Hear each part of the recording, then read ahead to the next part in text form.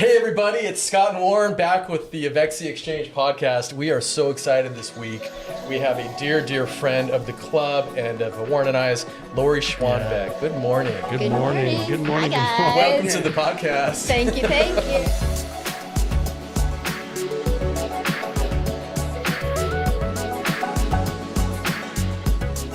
The power of connection. That's the essence of this. Yep. The power of connection. Yeah. And Lori is such an integral part of the connection at the club, taking us beyond the fitness and wellness, taking us into that community and social. She's been inspiring for us, and she's had such great ideas about how to do it, and we're going to talk all about that. Yeah, I mean, Lori was with us since we were out in the front of the club before, under construction, right? Under construction. Pulled up on your bike, right? At the pop-up tent. Yeah, I mean, it's so good to see this. Well, and it started, that was the spark. I was driving or riding my bike down the path, and I had the thought, oh gosh, I wish there was a club that was close to my house.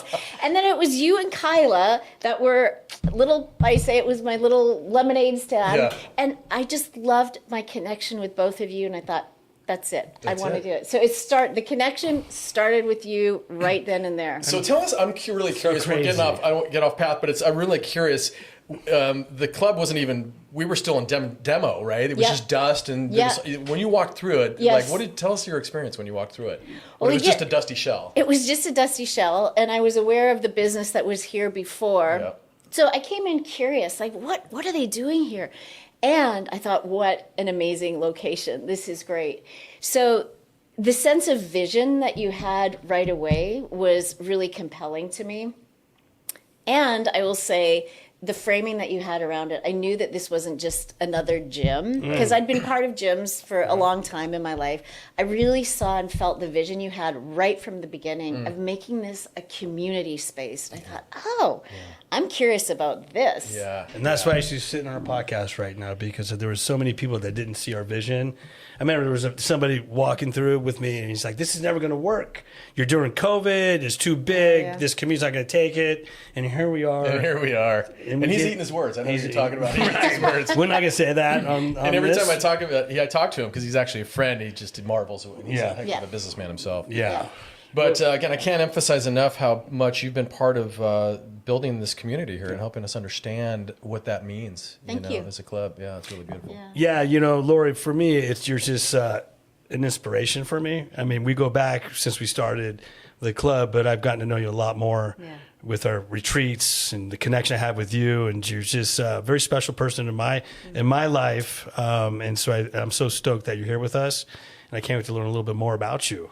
Great. Yeah, Absolutely. This is so let's get the formalities out of the way. Okay. Lori Schwanbeck. Who am I? Besides a random person that wandered down the street. With a really cute I hat. want to join the party. She's in. So Lori's a licensed psychotherapist practicing in San Francisco and Marin with expertise in somatic and integrative approaches.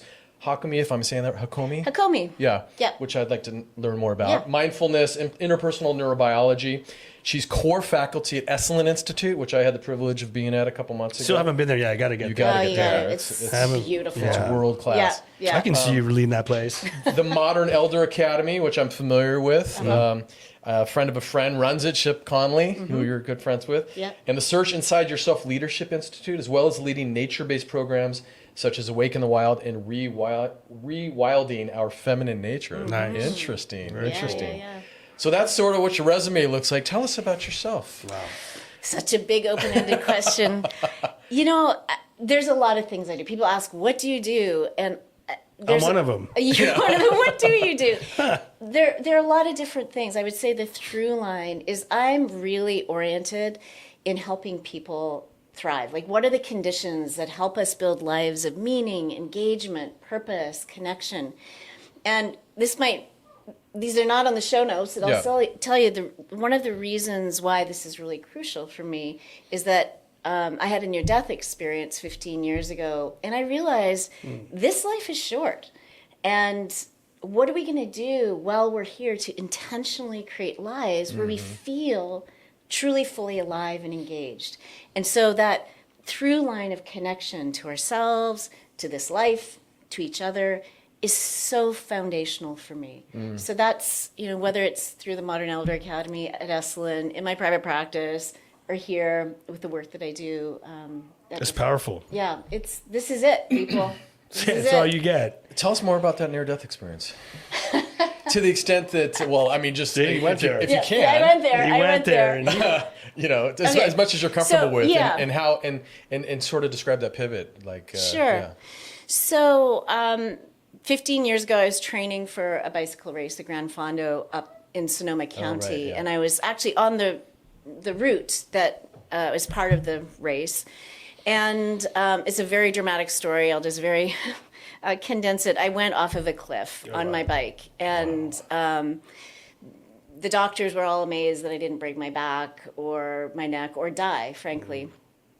But one of the things that probably saved my life is that I went over the cliff and my bike didn't release, my foot didn't release from the bike pedal. Oh, wow. So I went down with my bike. So the doctors think that that probably broke the trajectory of my fall. So good news is I'm alive. Yeah. Challenging thing is that I do have an injury, which, you know, as part of a fitness center here, I am limited in what I can do. And one of the things I love about being here at Evexia is that even with my limited mobility, there's a lot of options for me to stay active in my body. Yeah. So that's the physical piece, but at a more kind of psychological, emotional, spiritual piece, I mean, I had a whole near-death experience. That's another conversation and episode. There's a lot to say about that. But it really cultivated an experience of gratitude I have that's not just a platitude, but a real felt sense of knowing, again, this is it. This is our life. Yeah. And what do we want to do while we're still alive? Because it could end at any moment. And I will say, connected to our topic on connection, one of the pieces of the near-death experience is that, you know, I had the life review, and it was just random moments in my life, but the frame that I experienced those with was how my presence impacted other people. So it's almost like the most profound empathy. I really got to be in the hearts and mind and being of all the people. And so I got to feel the impact of whether or not my heart was open or closed, my quality of presence, if I was judgmental. And that really has stayed with me because where I was not present or, you know, out of integrity or all of the ways that influence connection, that just, again, from the perspective of near-death experience that I had, it's not just like that one moment where it's just like, oh, I can be cranky or irritable, that I really felt that had a ripple effect. Yeah. And in that moment, I kind of thought, oh, I know what heaven and hell is because I really felt the eternity of that impact. So kind of circling back to the connection lab, that really knowing that each moment and how we interact with each other matters. And so the near-death experience really shaped that. Beautiful, yeah. Was it a flash, or was it more of a flash of like just a glimpse, or did it play out over time in your mind so you could really Well, it's a get into tricky it? thing because when you have those experiences, and I was, you know, probably a lot of drugs in the hospital for the various injuries and conditions, time is not the same as time is here. So No. whether it was a flash or a long play out, it's really actually hard to know, say. yeah. You know, I think where the rubber meets the road is when you deal with the mental aspect of it, when you're bedridden for such a long time, and how you overcome the darkness of their thoughts, and especially when you're active and you can't do anything, is how you overcome that. And when I see somebody so powerful like yourself, I didn't know you went through that, because I went through something very similar with my shingles. I thought I was going to die. But being bedridden, how you overcome this, like I said, this darkness feeling is really, it's that mind over matter. I think that's where the breaking point is, right? You either bounce back from adversity, or a lot of people don't, and they go the other way. They give up. And so that's the big one. It's a At least really for me. big one. And I think, you know, in our world, whether it's personal or collective circumstances, we find ourselves sometimes in these moments where hopelessness or apathy or giving up can be just what we kind of collapse into, but being intentional about watching where our mind goes, leaning into possibility versus hopelessness. It's a muscle we have to build, right. right? And That's right. we don't really get it until we're in those moments. Or the ego gets in the way at that time too. You know, at least for me, it was Oh like yeah, identity. identity. Huge, Yeah. huge. Yeah. So take us like even further back. So you studied He's going further back. Here we go. psychiatry in college. I have So what actually, I have a business background. You do? Okay, Yeah, okay. I'm from Canada. First career is in marketing. And I kind of realized at a young age that I was much more interested in people than I was in selling them things. Yeah. Marketing was fun, and I still like that, to think about that, the business aspect of it. But it's really people are what light me up. Yeah, And I tracked that from a very early age. It's obvious. Yeah. Yeah. Yeah. And so was your path really just sort of about one-on-one healing people until sort of this life event said, wait, there's a bigger picture here? So I never thought I would be a psychotherapist, honestly. I went to grad school. Moved to California from Canada to study human flourishing, actually. But I never thought I'd do individual work. I was much more interested in group dynamics. And I found myself doing it for a variety of reasons. And about 10 years into my one-on-one psychotherapy practice, well, actually even earlier, I started teaching at grad schools, teaching about somatic psychotherapy, like how the body gives us information about how we think and feel. But then I started working within organizations. Because I have a business background, I started leading groups around emotional intelligence and mindfulness in organizations, and I know the language of business, so I know how to frame things so that people weren't going to think that it's some kind of strange. Sometimes people balk at psychotherapy, like it's you have to have a problem. Yeah, But right. I really went in with what are the criteria that help us build lives of flourishing and engagement, and you can have that one-on-one, you can have that in groups, you can have that in organizations. So that was a through line. So I've been doing a lot of work with groups, really, because again, we're social creatures, Yes, right? right. And so getting people in a group, whether that's here or in a workplace, really amplifies both our self-awareness, but also becomes really resourcing. You know, I can speak for myself because you facilitate the groups that I'm in here, and you're right. I learned so much from the group. Yeah. And I think most of my learning is just listening to everybody and then realizing that I'm not alone with all the stuff that I'm dealing with. But having that support and having that container trust, but having a great facilitator, because the questions you ask is you just bring it out of people, and that's the trust. And that's a beautiful thing what you offer. Thank you. Yeah, you're welcome. Yeah, the power, a lot of our episodes are on the power of group work. Yeah. We had James McCleary in here, who you work with in our retreats and so forth. And even Joe Burton last week was talking about mental health and the importance of group with the mental health. Yeah. Especially now, you know.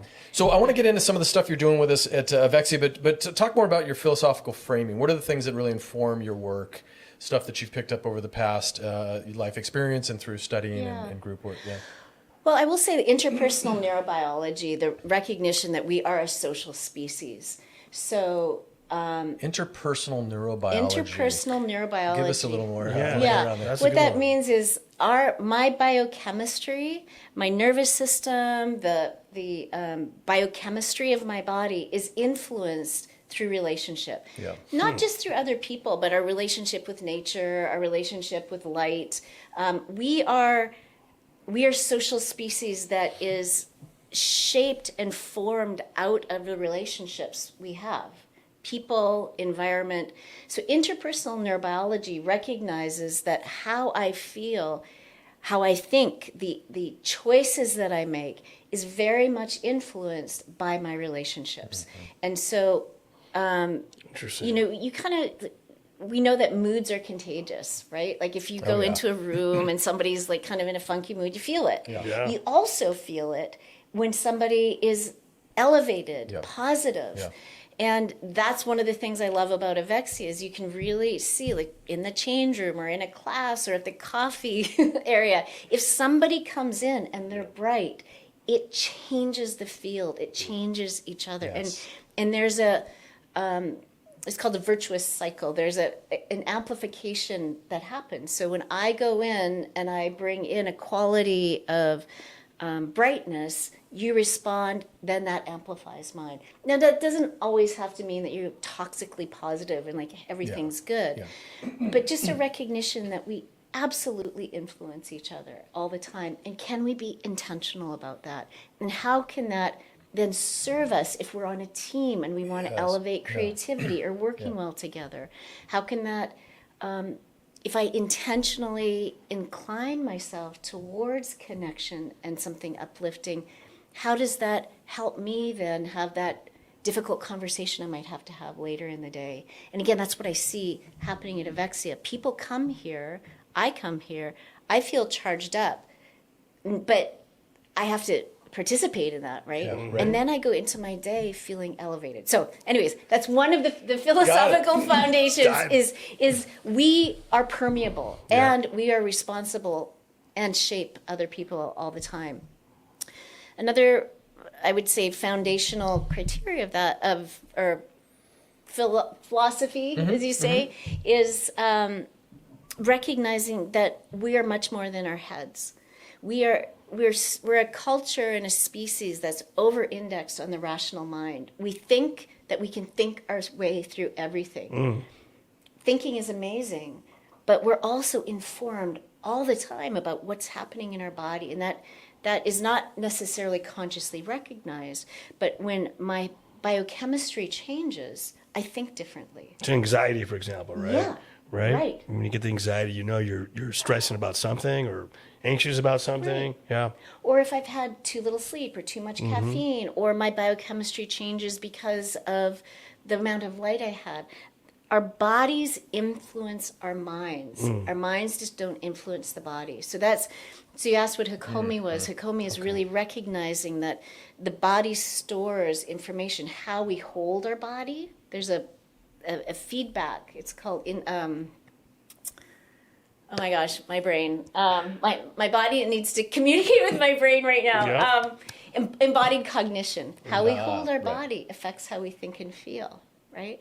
So if you go into a day like this, into a meeting, it's much different than if you feel your spine and you're uplifted. So tracking the body as a resource for moving ourselves through life. So that's another one of mine. It's so cool you just said, because then I'm thinking of Evexia. It's like what yoga is. I mean, when we're in yoga, you're all about being present to the stretches or to the movement, right? Yeah. Interesting. Yeah, exactly. A lot of the classes here, if we bring mindfulness into how we're moving, the Pilates is a great way of doing that too. Like, it really trains us to be aware of how we're holding our body, which is good functionally. Yeah. It's good mentally Yeah. and emotionally. One of the big words is, when you say it a lot, is in people with intention. It's hard to do things with intention, and I think I'm learning more how to act on things, but I'm preparing myself with intention, and that's huge. I never used to do that. I used to just be reactionary. Yeah. And that's hard. That's a practice, right? It's a big practice, Yeah. and it's a superpower, I will It's a say. superpower. If we are intentional with our attention, it shapes everything. Yeah. Everything. Yeah. And then the number most contagious thing, because you were talking about behavior, is a smile, Yeah. right? Yeah. Is that true? Like, and I think the second is a yawn. Did you know that? You ever Yeah, so- yawn? yeah. And then And then everybody starts yawning. And everybody starts yawning. Yeah. So it's body language. Yeah. Yeah, interesting. Well, we were in a good mood before you showed up before the podcast, and then you brought so much energy. I could feel the uplifted spirit just from having you in here. Yeah, So I thank mean, you. that's Yeah. actually what happened. And then I feel better. Right. Like, it's just, it And elevates. it's contagious. Yeah. And then we're dancing on the tables. Yeah. And I see that here at Evexia a lot. We hear that a lot. Yeah. When people come in that lobby and they open the door, the energy that people get. Oh, for sure. They're just, Yeah. even when people have never been there before, Yeah. like, wow, I just feel different when I'm here. People talk. The big thing is they talk about the vibe of Vexia, Yeah. and I think it's a Energy. continuum of things. Obviously, it's the physical location. You look out, you see the water and the birds and so forth. But the intangible thing is that energy you're seeing from the staff or from Warren and I walking Yeah, around, or the 100%. ladies in the locker room or whatever it is. And it's just 100%. it's The fantastic. vibration. And one of the things that I encourage people, in some of the workshops that I do here is, like, notice those touch points. And I'm not sure if you train people or if you hire people that provide intentionality around those touch points, and also to recognize that we are also a touch point. So we can recognize that other people bring it, what are we contributing to that? Yeah. Right? It's Yes. a combination. We train them very much how important that is. But Especially the also, front desk. Yeah. We pick personalities, Yeah. that we think are, they have Yeah. it inherently. Yeah. But you touched on something that's really interesting and super personal to me, if I can talk about it, which is my partner and I recently had some conflict that we sought out some guidance for to work through. And what we realized is we had an argument where she was having an emotional argument and I was having a rational argument. And I'd never really thought about it. And so we were just like, we were completely off kilter. And that just sort of reframed everything for me. And so my homework assignment after the session was notice when you're having a practical, rational argument versus an emotional argument. That's sort of what you're touching on, some of it what you're touching on, right? Yeah, we have different processing centers, right? And when we meet emotion with rationality, it's just like totally different. So another foundational philosophy for me is mindfulness, of being aware of, I'm in my mind, or I'm in my heart, or I am reactive, or I am responsive, and then to the extent we can, shifting that so that there is more of that. But is it mutually exclusive? Because like even just right now, I'm coming to this conversation from a rational perspective. I want to get through the show notes and all this sort of stuff, but I'm feeling very emotional in a positive, joyful way. Yeah. I feel like I'm living in both of those spaces right now. Yeah. They're not mutually exclusive. Okay, they're not. Not mutually exclusive at all. And we over-index on the rational generally. Yeah. Not everybody all the time, but generally we do. So it kind of, a good phrase is meet emotion with emotion. So if you're in relationship with someone, and whether it's a staff member or a personal relationship or anyone, if somebody's really like, wow, this is so great, and then somebody comes in, well, the reason this is good is because the lighting here is good, and we have this and that, and it's kind of like, Right. But Energy vampire. Right. But if you meet emotion, like, yeah, it's really exciting, isn't it? That statement where you meet emotion with emotion, it connects you, right? And we talk about connection. Emotion connected with emotion is super powerful. And here's another little phrase to think about. We want to feel felt. So if someone is speaking about something with an emotion, even if it's an emotion you don't resonate with, or they have a different view, just like, wow, I can really see that you're sad right now. Like it's really heavy. That's all. Instead of going into explaining it or whatever. And it doesn't mean that there's no place for rationality, but we want to meet emotion with emotion. Yeah. Acknowledgement, right? Yeah. Eye contact. I think I might have said this in a podcast. I don't remember, but like elevators are a perfect example. I was in an elevator in Vegas, and it was cool. It was a crowded elevator, and it was so quiet in there.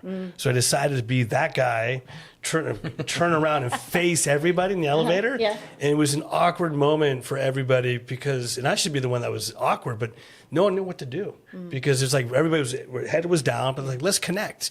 And then I made it calm, and then everybody started connecting. So the elevator just, all of a sudden, nobody wanted to get off the elevator.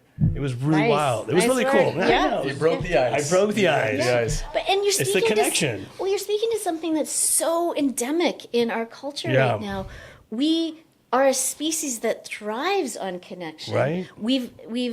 We've evolved because of connection. We are a social species. We need each other, and we're living more and more disconnection all the time. Devices, man. Devices. Yeah, that's crazy. And AI, we talked about this with Joe. AI is going to make it even worse, right? And so I think for one of our missions here, both personally and with the club, is it's almost like the antidote to AI, the isolation that comes from AI. I mean, I just read an article this morning about this neurosis that's happening with people in their chatbots. I mean, they're going down they're spending hours and hours and hours talking to these chatbots, and just further isolate. It's just going to get worse and worse and worse with how powerful this technology is. So we're going to be the antidote to that with your help. Yes, it's so true. It's if I had a big company, and you'd be the best person to bring in to introduce how everybody should connect with each other, and not meaning the teams and not having their devices. It's all about communication and acknowledgement, but we just lost that. We're losing it. Yeah. And we are wired to like a positive neurochemical release when we have connection with each other. So it's, and maybe I'll talk later about some of the statistics on not just feel good, but actually longevity of Let's dive into that. Let's talk Yeah. about the Yeah. research behind it, because Yeah. we have Greg Trana, who's our epidemiologist, and talks about the studies behind it. But talk about the research and how you actually measure this. We know it's a critical part of longevity, but how do we actually know? Like, how do we? Yeah, it's a good question. So there was a kind of one of the hallmark research studies that was done out of Harvard, looking at like a longitudinal study. What are the factors that contribute to health, longevity, and well-being? And the number one factor by far is social connection. Community. So that has been replicated. And I saw an interesting not announcement, but post is the word. Post by that technological thing. Yeah, back to the devices. On my device, I saw. Yes, I'm on my devices too. By Brian Johnson, the guy who's like the don't die guy, who's biohacking his way into immortality. Right. And he had this very compelling post. He said, he said, what's one thing that will reduce your risk of dying by 16%? What is it? And he said, it's not cold plunging. It's connection with other people. So not only does it feel good, but he cites a study where your mitochondria are changed, that there's a reduction in diseases. So it changes our experience. It also changes our body. Yeah. We're social species. We are wired to survive and thrive together. That's how we got through Makes sense. a lifetime. Yeah. So we know what it feels like Yeah. when we have this nice rapport. We know what it feels like. And to know that actually changes our mitochondria, it also reduces the likelihood of disease. Strong social ties predict are a greater predictor of longevity than smoking 15 cigarettes a day. That the absence. Let me say that. The a absence. different No, way. we got it. The absence of social connection is similar to smoking 15 Yeah. cigarettes a day. That's crazy. That's crazy. Define for a social connection. Is it just two guys meeting for coffee every Monday? Is it a group dynamic? Is it? I love that question. Yeah. So there's different types of connection, obviously, right? We think that it's really about the depth of connection, and that's one form of connection. What was studied after and during the pandemic and afterwards was the impact of what they call loose connections, which is, walking into the coffee shop and making eye contact and saying hi, walking into Evexia and seeing the people they usually see and chit-chatting.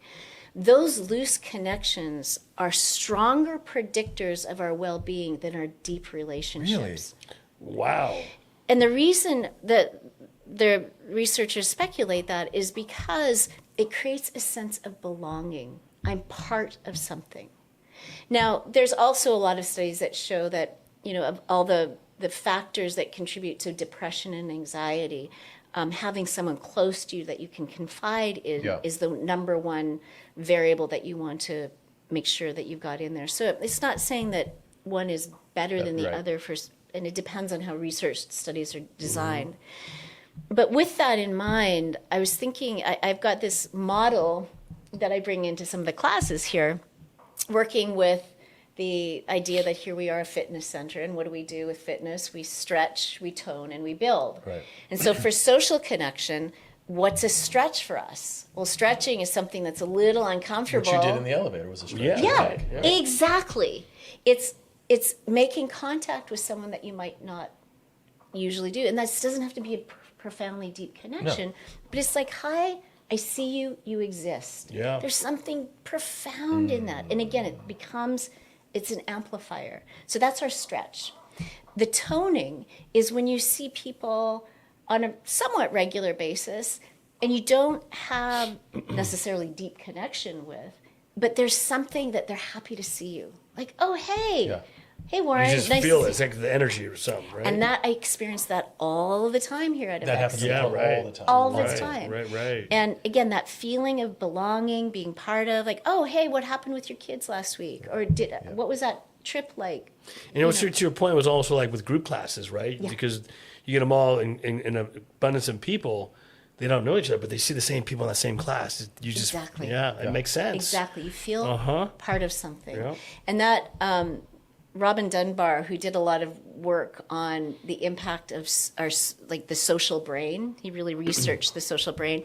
He says that exercise is really, really important to you, but when you do exercise with other people, you create a synchrony effect, and that the impact on subjective and objective measures of depression and well-being just get amplified.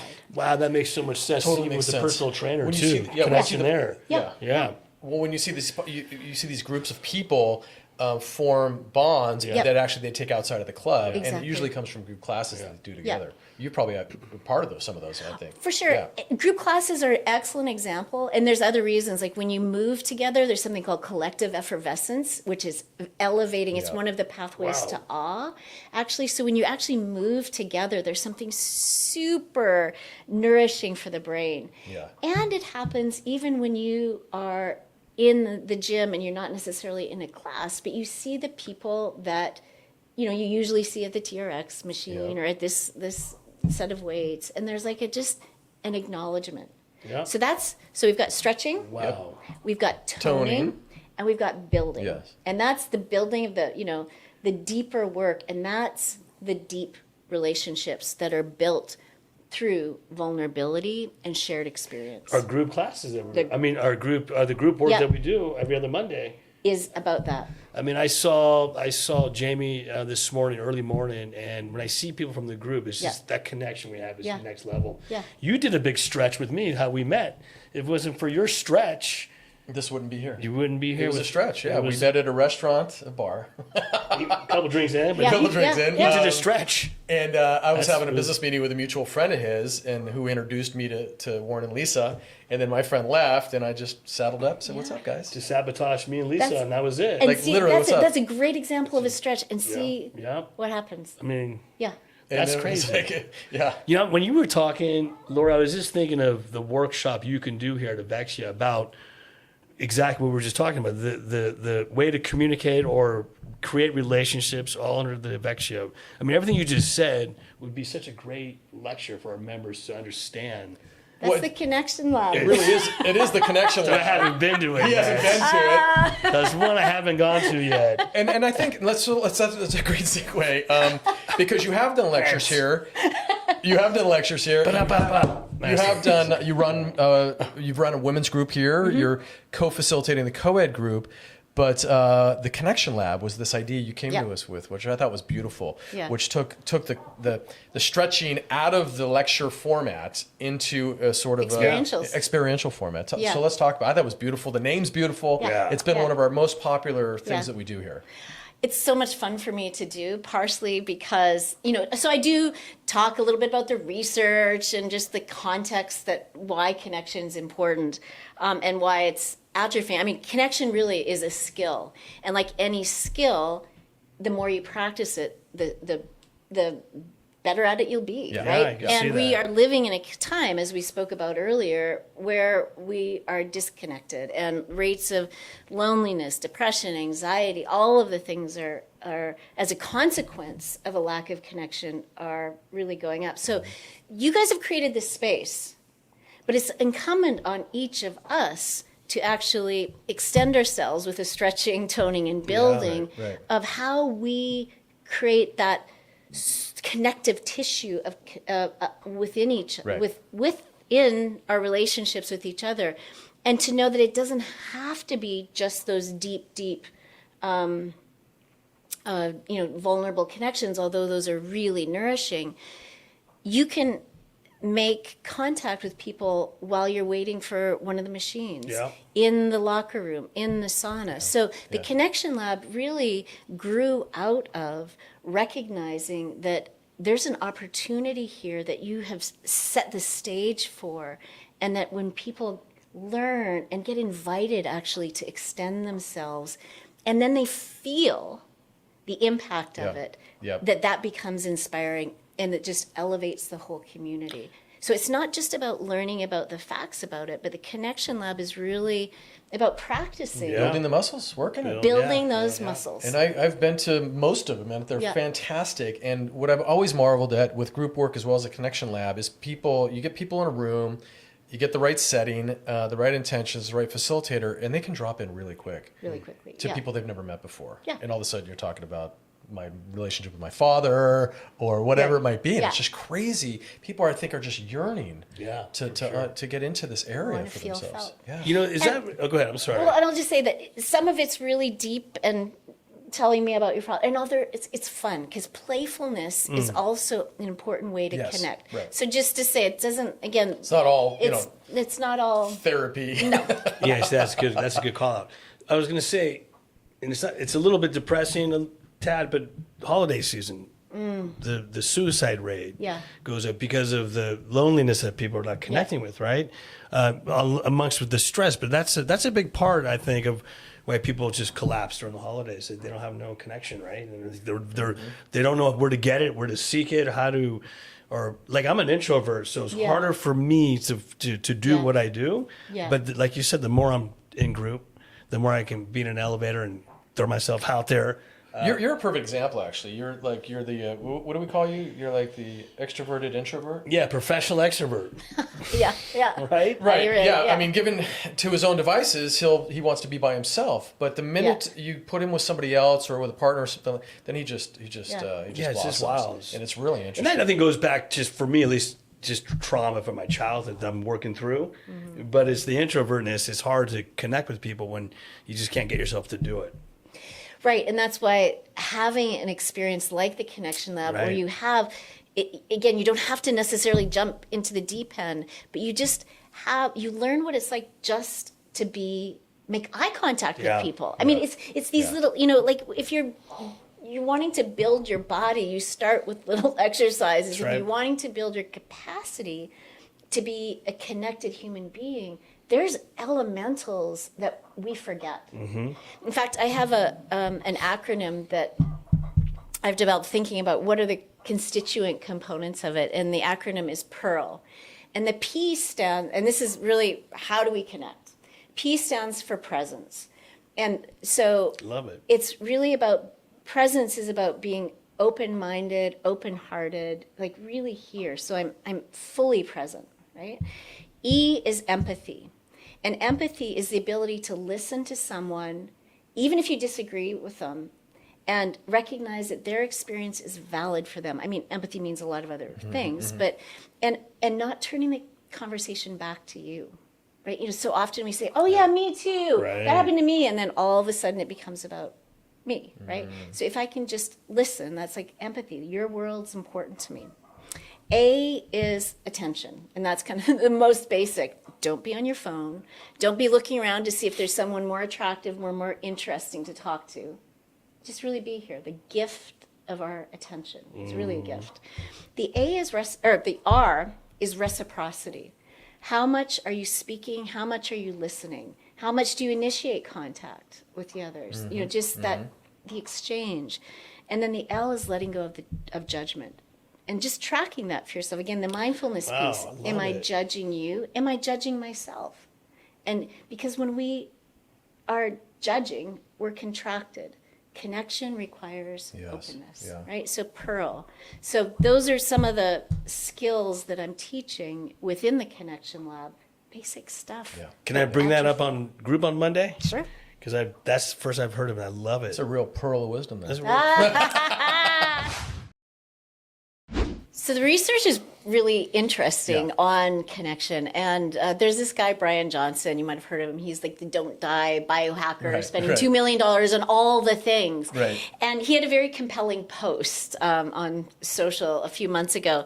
And he said, what is the one habit that reduces the risk of death by 42%? Okay.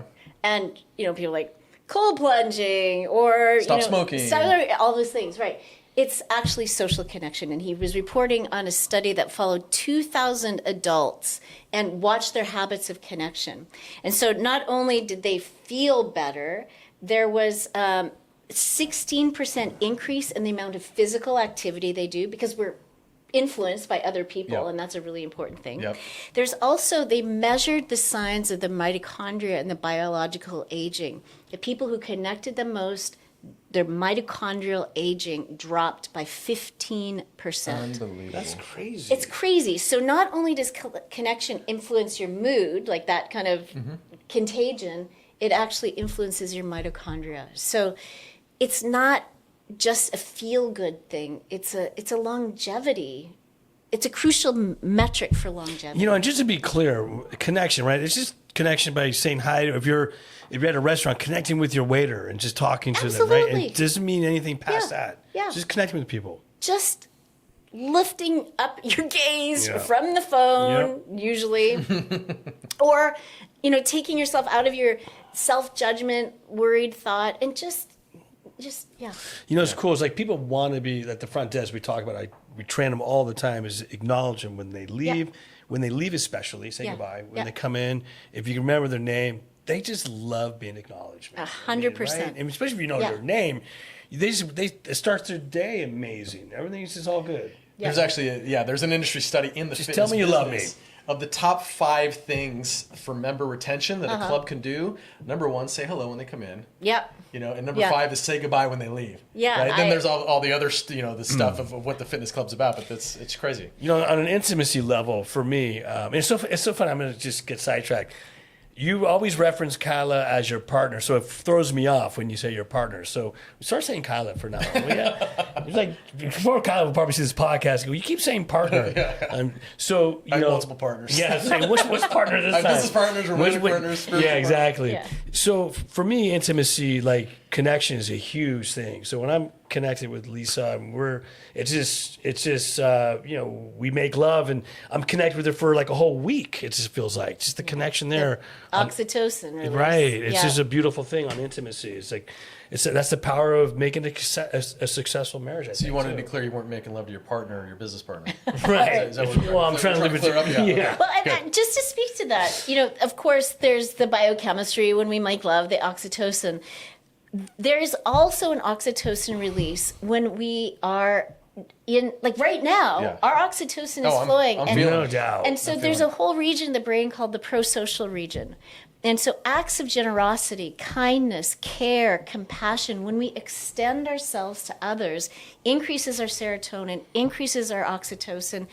And again, it builds on itself. We feel better when we're connected, and that's the biochemistry. So you don't have to be having sex with everybody. Exactly. Just- The long and short of it. Yeah, Okay. yeah. Exactly. Well, it's Keep funny, your clothes on. We were talking with our wonderful producer Megan this morning because the concept of Me Too came up, and and how hard it is for men to navigate that. And I think one of the things is like touch, just putting your hand on somebody to acknowledge them. Hey, man, what's going on? Or even to a female staff member, you can't do that anymore. You know what I mean? And I think that's it. And I get it. I totally understand that. But it feels like there might be something also lost in that potentially. Well, and to look at, and this Me Too phrase is interesting because it's actually a phrase that's used sometimes in the science and practice of connection when we actually want to look for Me Too moments.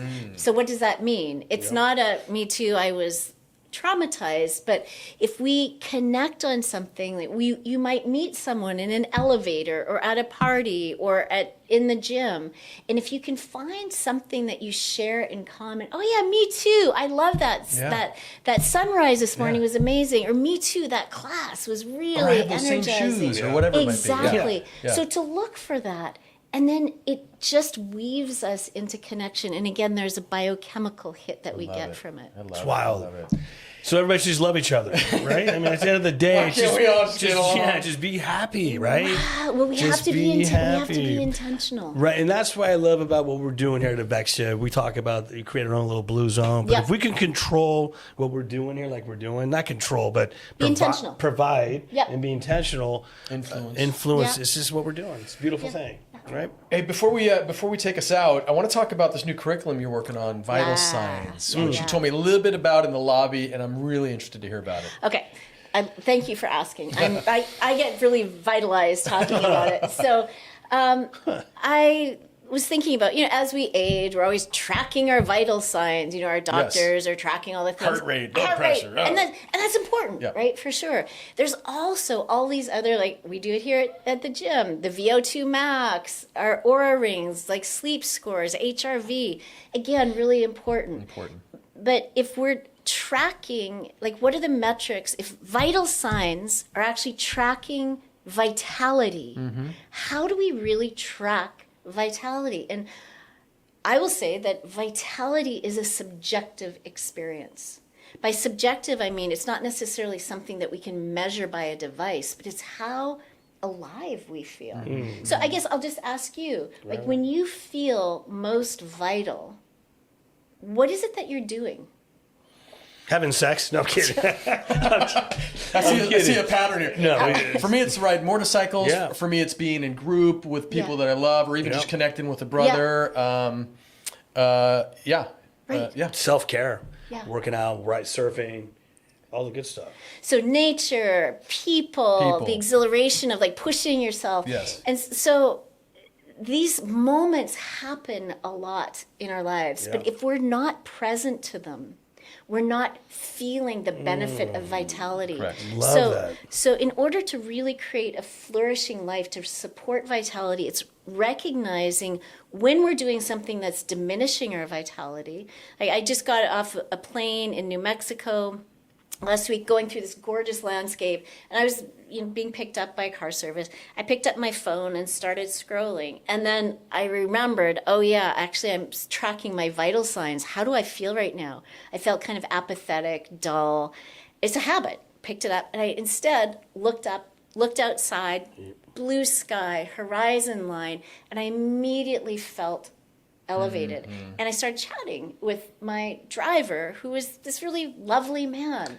So vital signs, really tracking those moments and co-creating those moments where you feel fully alive. So That's so awesome. it's, it's not getting rid of your Aura rings or anything, but how do you feel when you walk through the lobby at Evexia and you smile at someone? So when you say tracking, are you talking about journaling, or make yourself a note, or just mental notes. Just a You mental note? could, but it's just about paying attention. Got it. Yeah.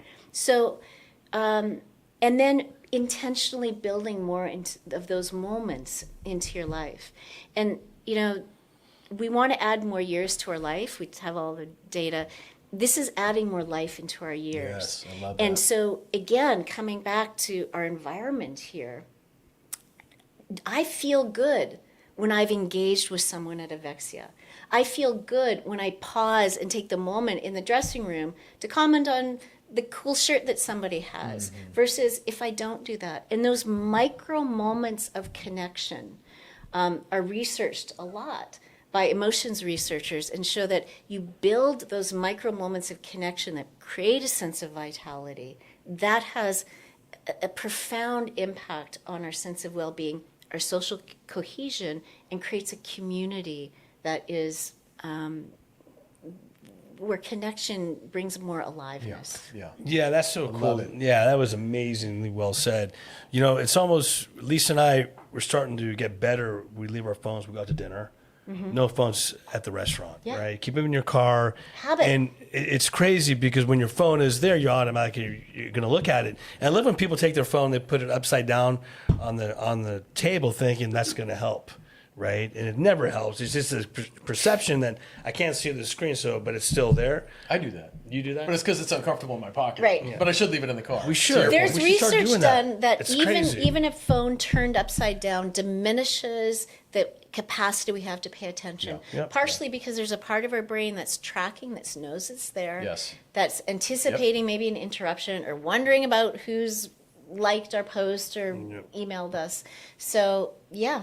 And the difference of it being in that car, like you mentioned, and versus looking at your phone versus putting your phone away, looking at the scenery and connecting with the driver. Yeah. That's so awesome. huge difference, That's- yeah. I man. felt markedly different. And so I'm sure the driver was like so stoked that he's connecting with somebody. Yeah, vital signs. So Vital that is like, how do we signs, wow. track that? So I think You're writing a book on that? Oh my gosh, everybody's asking me about that, actually. Yeah, everybody's asking You me thinking about it? I'm creating a workshop, actually. Workshop, And I have a nice. We're workshop. going to do it here. Yeah, okay. We're definitely doing it here. We already Excellent. talked about that. We'll be your pilot. We want the first one. You test it out on Yeah. us. All right, We'll get all out right. your system for you. Yeah, people are responding super positively Heck yeah. to that. I think I might be doing it. You're a cat lover. We're cat lovers. Cat lover. We love talking about cats. And you know when the cats do their kneading on Yeah, the thing, we call yeah. it making biscuits, Yeah, right? It's sort yeah. of a funny meme, right? And my cat seems like she's in a bliss state, like Mm-hmm. absolute bliss state. And so anytime I'm out with Kyla and it's like There a it is. sunset or that, You're not your partner? I like that. That was good. and sometimes you, Much better. and there's this No, I know what you're moment talking where I'm about. just like, oh my God, life is so beautiful in this Yeah. moment. I say biscuits. Oh, It's like my code word. I love that. See, we don't have cool. a device that measures that. Yeah. What measures that is our heart and our quality of being. And then you have, like, that's your little ping is biscuits. Biscuits. I Biscuits. love that. So you've created a Yeah. system. Yeah. And then when you share that with Kyla, that invites her into that state as Exactly. well. So again, these states mutually reinforce each other. So find your biscuits. Find your biscuits. Find your version of biscuits. We're doing, we're testing this Saturday, tomorrow night. One of our members, we'll have on our podcast, Tim.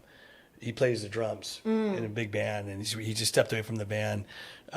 But some drum meditation, which fun. is playing this with his passion. So I'm curious to see what comes out of Scott playing the drums while he's meditating. I'm really That'll be a biscuit moment That's for gonna sure. be a total You're talking biscuit. about a Yeah. world Yeah. famous drummer Yeah. who wants to bring in Super a cool drumming cat. meditation love it. thing to Yeah. Evexia. Cool. We're going to try it out tomorrow night. Vital signs. Yeah. Vital. Vital. This what brings us fully alive. That's what I'm talking about. Because coming back to that near-death experience, this is it. This is let's it. let's fully be here. Let's fully be and here. what we do with our time, attention, energy, and actions creates a life of Oh my God. aliveness. So we are all fully here in this moment. So to take us out, give us. Nice segue. Nice segue. But for those that are listening, and when we leave this podcast studio, give us some takeaways. Give us some gift practices to help us in all the things we talked about today. Okay. Well, what I'm going to invite us to do is actually a gift challenge, right? Okay. I want to invite all of us to be committing to stretching, toning, and building our connection muscles. And that will increase your vitality. So my challenge is 3 contact stretch points a day. People you might normally like avert your gaze from, who's making you your coffee, who you're passing in the change room or anywhere in your life. Just smile and say hello. That's it. Yep. 3 times. Okay. 3 times. Toning. Who are people that you see more regularly that you could reach out and just say, like, whether it's a conversation like, hey, how was your weekend? Track, again, one of those Me Too moments. Oh, I have those shoes. They're super comfy, aren't they? Those moments of weaving yourself more into the fabric of belonging. Yeah. Yeah. And then the third is to build who's somebody in your life that is important to you, but you haven't connected with in a while. Reach out, tell them you miss them. I love it. So those are the 3 challenges. If I was going to offer a practice around connection, it's a little tricky without being able to interact. But just for you to notice what it feels like when you have those moments of connection and see if you can name it to yourself, like, oh, happiness or brightness or a quality of effervescence. So just notice for yourself, because this is the metric I want to invite people to track for vitality. Love it. How do you feel when you intentionally engage with life? When you connect to yourself, each other, and life. That's beautiful. That's amazing. That's beautiful. So That's a soundbite if I've ever heard. right, a big takeaway. So do you in the morning? What does that look like for you? It's, oh my gosh, okay. How do you start So your day? I can talk about all of this, and it's really true for me. And I will say it's a struggle sometimes because I have some bad habits. If I pick up my phone and I start to look at whatever, emails, scrolling, news, whatever, I notice, again, from a vital signs perspective, that affects literally my whole day. I'm less creative, I'm less present, I'm a little. So what I try to do is I try to start the day by getting up, not picking up my device, because that's just not good. Looking at the sunrise. We face east. I love seeing the sky in the morning. And then I get myself to Evexia actually pretty quickly thereafter. And so I work out. I make sure that I have touch points of connection while I'm here. So I connect with nature through looking at the sunrise. I connect with people, and I connect with my body. Love it. That's I love it. Lori, that's fantastic. my morning. embodied. It sets me up for success Yeah. for the rest of the day. And I will say I notice a definite difference if I get up and I get on my device right away. It's No doubt. Absolutely. It's not Versus the sunset, right? versus sunrise. Yeah, I'm sorry, But, sunrise. and connecting with Yeah. like that's the Yeah. that's the social connected magic. piece of my well-being, and it's a discipline because it's really easy to get sucked into the virtual world. Yeah. And it's really easy to fall back to old behaviors. 100%. Right. And that's the big one for people. People that used to meditate, and they know it works well for Yeah. them, but then all of a sudden they just go back to the bad habits. Yeah. Right. And for me, I like to try to stick with whatever works and not deviate from that. Positive neuroplasticity. No, there Right? it is. We change our brain There it is. intentionally, keep doing it, we rewire that so it becomes less of a choice, becomes a habit. Yeah, and that's where the bodybuilding took me. Yeah. Because of that discipline, I was able to tap right. into that, you know. Still is with you to this still- day. That's just yeah, getting yeah. up at 4:30 in the morning. Working. Well, getting here at 4:30, waking up at 3 in the morning. So get into Evexia. That is the big takeaway. Yeah. So Lori, thank you so much. Yes. This has Wow. been amazing. Did you have fun? Oh my gosh. We can just keep going. Again, it's just talking about and orienting to what makes us feel good. Yeah.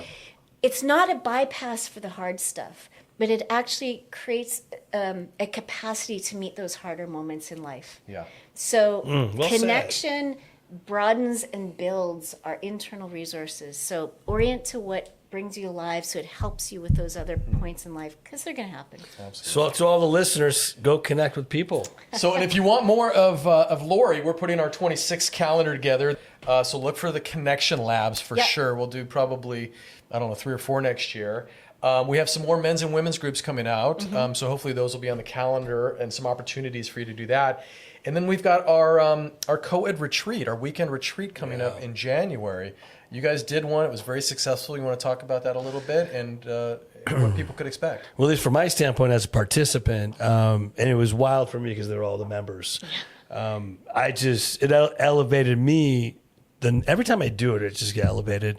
Connection was there for sure with all the members. I cried like a baby, which is a good thing for me.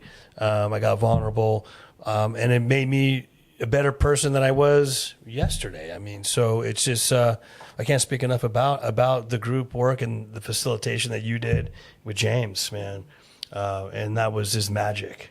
So I highly recommend it. It's a 3-day retreat. Starts Friday night. It's at the club in our co-working space.